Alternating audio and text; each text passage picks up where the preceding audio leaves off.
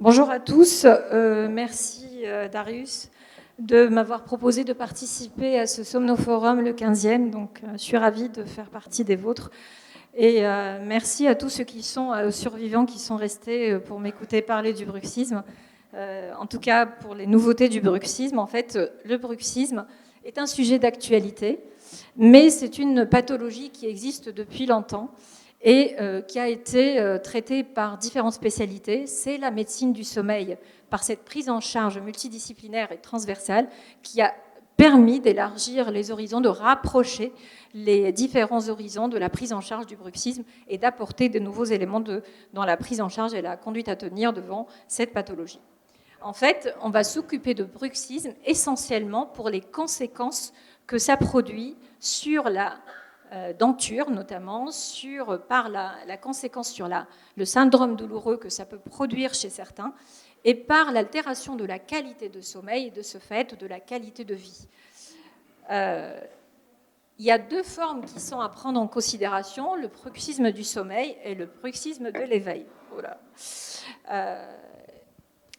Et on va surtout cibler le traitement, dans notre traitement, les conséquences, mais également les co-occurrences. C'est une notion qu'on va aborder lors de cette présentation. Donc, en définition, le bruxisme du sommeil, c'est une activité parafonctionnelle oromandibulaire stéréotypée qui survient pendant le sommeil, caractérisée par le grincement, le serrement des dents. Dans l'ICSD 3 en 2014, ça a été classé parmi les troubles moteurs du sommeil. Donc en fait, dans notre pratique de la médecine du sommeil, on a vu varier la classification et voir le bruxisme passer d'une parasomnie à un trouble du comportement moteur pendant le sommeil, avec une notion nouvelle du bruxisme du sommeil et de l'éveil en 2017 apportée par la suite. Donc, le substratum anatomique du bruxisme, c'est cette activité rythmée des muscles mandicateurs qu'on va retrouver et qui va être le sujet, donc, qui va conditionner la survenue de ces événements. Et la sévérité du bruxisme va être dépendant de le nombre d'événements de cette activité rythmée des muscles mandicateurs, mais également de leur intensité. C'est comme ça qu'on va qualifier un bruxisme de modéré à léger, modéré ou sévère. Donc, le bruxisme a une prévalence de 7 à 8% dans la population générale. Les enfants et les adolescents sont plus concernés. On voit cette pathologie décroître avec l'âge. Le bruxisme est audible dans 50 à 60% des cas par un bruit de grincement. Il y a des facteurs aggravants, comme le stress, l'alcool, le tabac, et on a constaté une fréquente association à des pathologies du sommeil telles que l'insomnie, syndrome de jambes sans repos et le syndrome d'apnée. Le moment de survenue principal, c'est le sommeil non REM, donc le sommeil léger de préférence, et surtout au stade, on va retrouver cette activité au passage entre le stade 2 au REM. Et c'est souvent associé à des événements de micro-éveil. En fait, Gilles Lavigne avait décrit une sorte de boucle de survenue d'une cascade d'événements qui commençait par une activation autonomique cardiaque, suivie par une activation sympathique, suivie tout de suite après par une accélération du rythme cardiaque, d'une constriction des muscles suprahyoïdiens, d'une augmentation de l'amplitude respiratoire, et à ce moment-là survenait la contraction des muscles masséters et temporaux. Et ce qui allait produire par la suite un serrement des dents et tout de suite suivi par un mécanisme de déglutition. Le bruxisme n'est pas uniquement altérant pour la personne elle-même avec les micro-éveils et l'altération du sommeil, mais peut être altérant pour le sommeil du conjoint également. Donc, plusieurs théories ont été évoquées dans la genèse du bruxisme. Il y avait les théories occlusales qui ont été rapidement abandonnées et maintenant définitivement abandonnées. Reste encore la théorie génétique et l'implication des mécanismes de stress avec le mécanisme dopaminergique. Donc, pour la mécanique génétique, en fait, on a constaté que les enfants bruxeurs devenaient des adultes bruxeurs. Et c'était lié au polymorphisme de nucléotides HTR2A. Il y a une plus grande fréquence chez les jumeaux, les jumeaux monozygotes, et une plus grande prévalence chez la femme plutôt que chez l'homme. Donc il faut s'imaginer qu'il y a une participation entre les facteurs génétiques et épigénétiques, en fait la réaction de chacun par rapport au stress. On va avoir une interaction de ces deux phénomènes dans la genèse du bruxisme. Souvent c'est associé à un trouble respiratoire du sommeil, que ce soit un ronflement, un syndrome de haute résistance, un syndrome d'apnée du sommeil. Et on a vu que le traitement de l'apnée du sommeil améliorait le bruxisme. Donc, dans ces 13 études qui ont été faites sur cette méta-analyse, on voit une prévalence de co-occurrence. On parle de plus de co-occurrence chez 39% chez l'adulte et 26% chez l'enfant de troubles respiratoires, donc de syndrome d'apnée du sommeil et de bruxisme. Le décubitus dorsal semble être un facteur aggravant du bruxisme et de la survenue de cette activité rythmée. Donc en co-occurrence, initialement appelée comorbidité, on a surtout mis l'accent sur deux pathologies, le RGO, donc le reflux gastro-œsophagien, et le syndrome d'apnée du sommeil.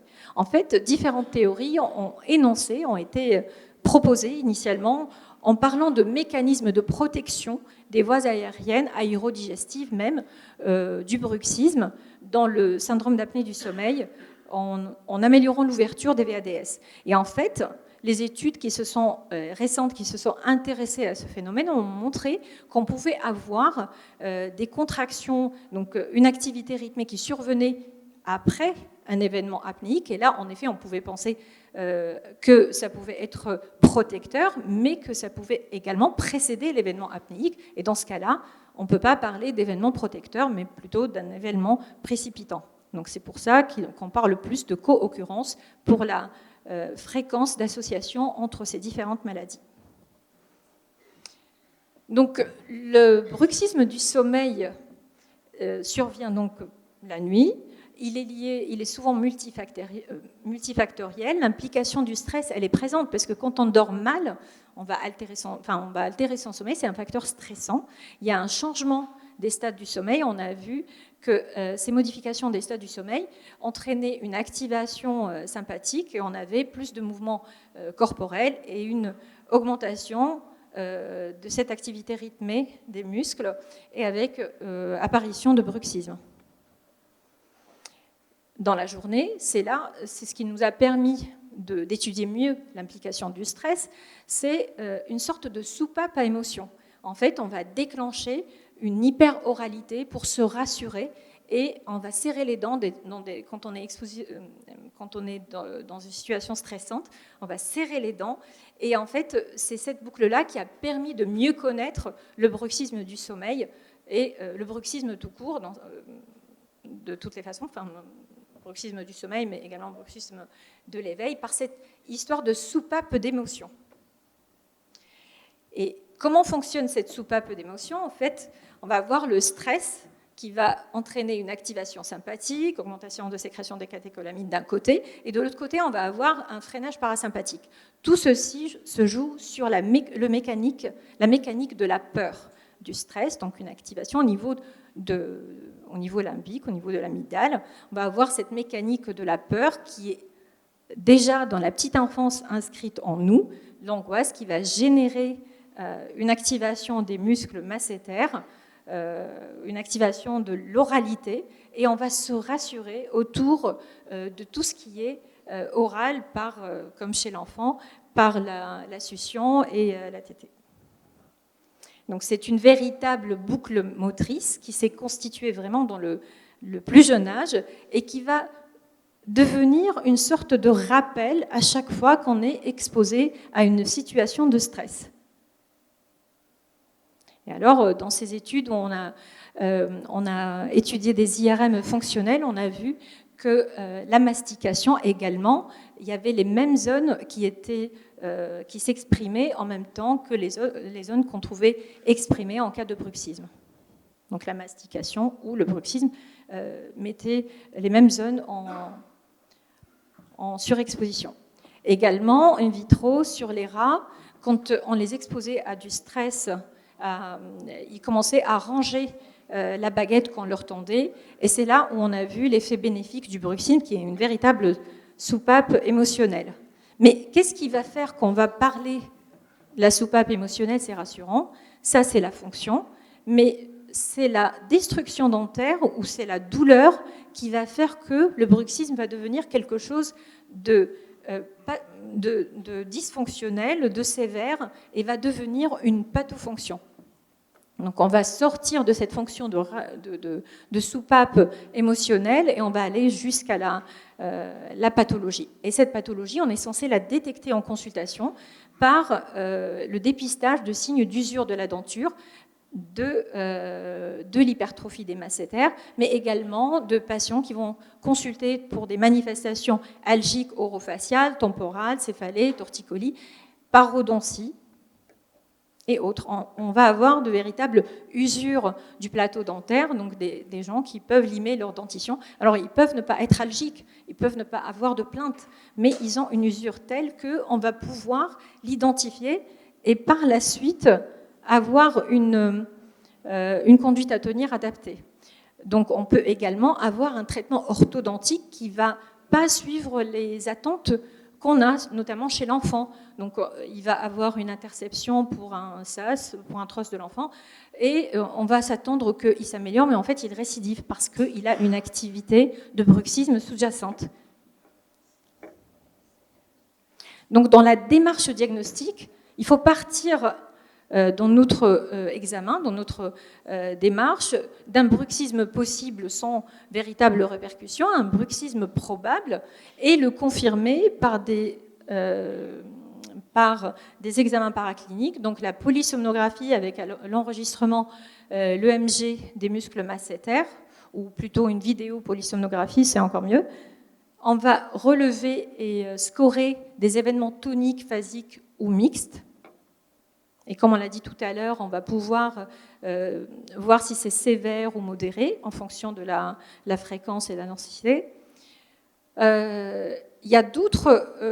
ces mouvements, cette activité rythmée des muscles masséters peut être également un vrai biomarqueur, puisque c'est quand même, le Sunrise s'appuie sur cette activité des muscles masséters, et comme on l'a vu tout à l'heure, ces événements qui se reproduisent juste avant l'événement apnéique a été un outil de détection de stade de sommeil. Il y a d'autres moyens qui ont permis aussi de relever cette activité, l'EMG des muscles temporaux, mais également ce dispositif oral, donc c'est une orthèse qui est pucée, qui va changer de couleur en fonction de l'intensité de cette activité musculaire. Donc, dans notre approche thérapeutique, on met des gouttières en première intention. Tout dépend de la sévérité de la pathologie, qu'on verra plus loin. On va mettre une gouttière de bruxisme ou une gouttière d'avancée mandibulaire si on a une co-occurrence de troubles respiratoires, d'apnée du sommeil modérée. On pourra mettre une orthèse et on a vu qu'on avait une amélioration du bruxisme dans 40 à 60% des cas. D'autres approches thérapeutiques sont proposées, telles que l'approche comportementale, la thérapie comportementale cognitive, par le biofeedback, la relaxation, les techniques de relaxation, d'hypnose, l'hygiène de vie, donc les évictions des facteurs précipitants, tabac, alcool. La qualité de sommeil est importante, il faut recommander aux gens de bien dormir, tout simplement. La pharmacopée est intéressante, il y a les benzodiazépines, clonidine, alpha-2 adrénergique, amélioration dans 60% des cas. Le traitement de co-occurrence également du RGO par les inhibiteurs de pompe à protons, la toxine botulique. La toxine botulique, donc pour certains qui en ont l'usage, c'est le Clostridium botulium. Donc c'est utilisé depuis les années 80, on la connaît.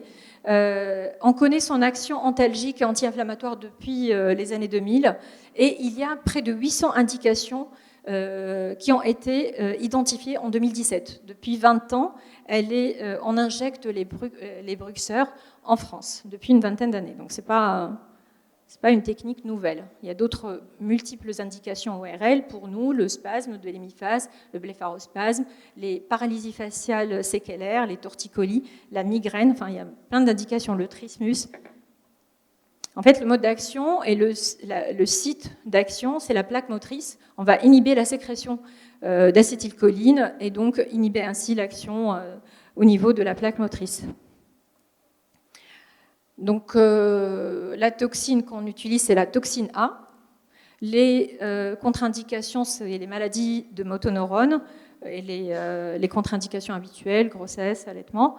Et le traitement anticoagulant, c'est une contre-indication relative. Alors, on injecte ces différents sites, donc temporal, on injecte de 10 à 50 unités. Au niveau des masséters, on peut aller jusqu'à 150 unités. On peut injecter également le muscle ptérygoïdien. Les doses sont dépendantes de la réponse du patient, donc de la régression de la douleur, de la régression de la plainte. On peut faire ça sous guidage d'EMG. Moi, je dose initialement, quand je fais ces injections, la première fois, j'utilise des flacons de 100 unités que je dilue avec 2 millilitres pour la première injection. En fonction de la réponse, si je revois le patient, je ne le revois jamais moins de 3 mois après, mais si je revois le patient après, dans un délai de 6 mois, je vais partir sur une dilution moins importante, donc à 1 millilitre. Mais si par contre je le revois à 3 mois, je suis plutôt dans des dilutions plus importantes, 0,5 millilitres. Je vais concentrer plus le produit et multiplier peut-être les points d'injection. On peut l'utiliser chez l'enfant, même si les gouttières type mâchouillou sont plutôt intéressantes. Les effets indésirables sont plutôt liés à une mauvaise technique d'injection. La fente musculaire, parce qu'il y a une féminisation du faciès, surtout chez l'homme, elle n'est pas gênante chez la femme, et l'immunisation si on injecte avec un intervalle très court.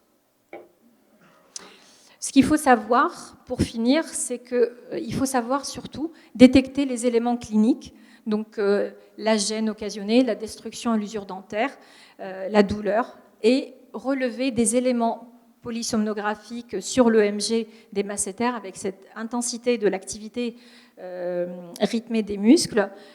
Identifier la présence ou non de syndrome d'apnée du sommeil va conditionner la prise en charge. Si oui, on va traiter le syndrome d'apnée du sommeil, ce qui va améliorer le bruxisme, et par la suite traiter ce qui reste comme reliquat de symptômes par une prise en charge spécialisée. S'il n'y a pas de syndrome d'apnée du sommeil, on va plutôt axer la prise en charge sur la thérapie comportementale, sur la kinésithérapie, sur la mise en place d'une gouttière et la pharmacopée. Donc ça, c'est un algorithme de prise en charge des du bruxisme en fonction des différentes manifestations et leur sévérité, et leur co-occurrence. Et en gros, pour connaître bien le bruxisme du sommeil, il faut bien évaluer le bruxisme de l'éveil. C'est une pathologie qui est multifactorielle et étroitement liée au stress.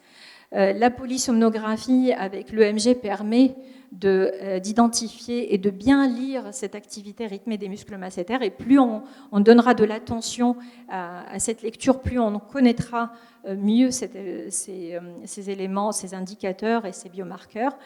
La prise en charge des co-occurrences est fondamentale dans la prise en charge du bruxisme. Il faut différencier la fonction de la parafonction et surtout la pathofonction pour savoir bien cibler le traitement. Et la toxine botulique semble être le traitement clé de la douleur et de ses conséquences. Et merci beaucoup.